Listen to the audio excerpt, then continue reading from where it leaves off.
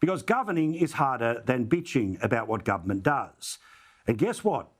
The reality is now dawning on the new Treasurer, Queensland's own and future Labor leader, Jim Chalmers. No new government can flick a switch and make $1 trillion of debt disappear. No new government can flick a switch and completely fix overnight the substantial issues that we have with skyrocketing inflation and falling real wages. Sure, but you promised you would be able to do all of those things. Oh no, of course, suddenly the evil former government hid all the real details of the budget, which is why we need a new one in just a couple of months' time. One where, presumably, they're going to have to do anything about debt, cut spending. Well, how's that possible? They agreed with everything that happened in the last federal budget, plus tens of billions of dollars more.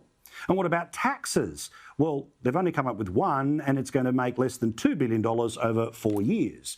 So there's going to be a big problem. And Jim Chalmers is now softening you up that maybe they're not going to do all the things they promised.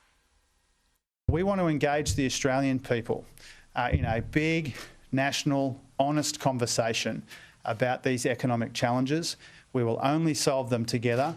They have been building for a long time, in many instances for the best part of a decade.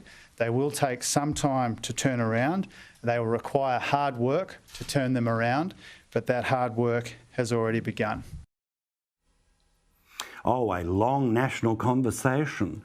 Isn't that what lefties love to say before eventually, if you disagree with their version of what they bring to the conversation, well, you end up being called a sexist, a racist, a homophobe, a transphobe, a inflationophobe, or whatever it is that they will invent as the new reasons why you can't criticise the government.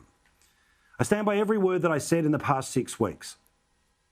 And 5 million people agreed. They voted not to have this government. We know 2/3 of people didn't vote for this government. But preferences meant that they got this government. Exactly what I told you. Your preferences will decide the election. Now, again, there's no sooking here. It's just a reality.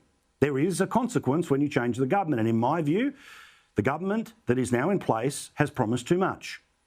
There are global factors that they will not be able to deal with. But these were the major problems that, of course, they took to an election campaign and disquiet that they rode all the way to office. So the Australian people have every right to believe that these people will fix them or punish them if they don't.